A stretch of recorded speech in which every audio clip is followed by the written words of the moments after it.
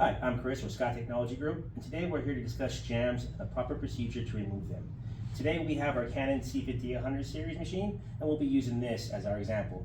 We have it already locked up in a state of jam, so we can show you some key points on removal of the jam. We start with the panel here.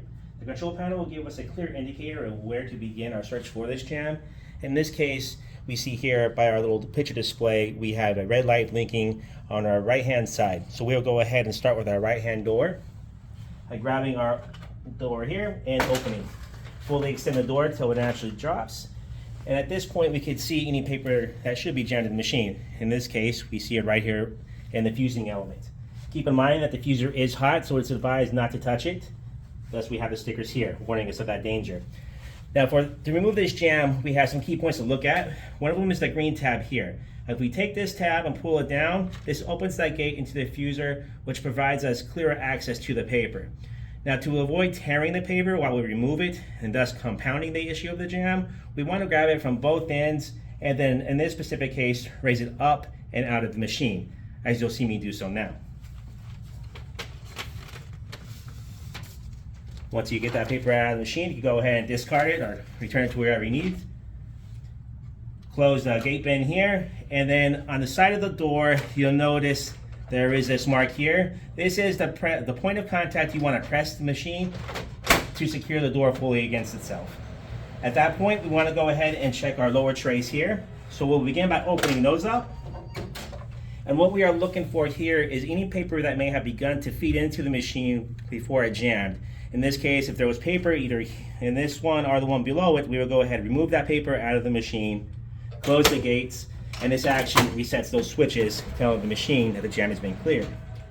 After that, we'll slide over to the front of the machine, and we'll go to our infamous buffer pass, which is this unit here. A lot of times, customers will forget to check this, but if we take this little handle here and lift straight up,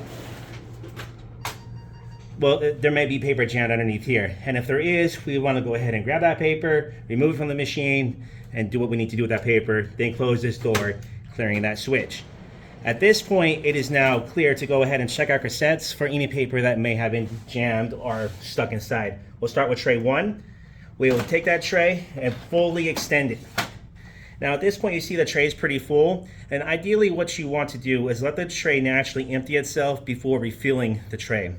The point for this is, if we have any paper that's on the bottom, if it's like one sheet, it's very easy to take a big heavier stack and slam it down on top of that sheet, and then that sheet on the bottom, as you can see here from this improper load, may become crinkled, and by the time it gets to feed that piece of paper through the machine, that paper is going to jam and cause us an issue we'll have to deal with later. So to prevent that headache, we go ahead and let the trays empty themselves out entirely before we fill them.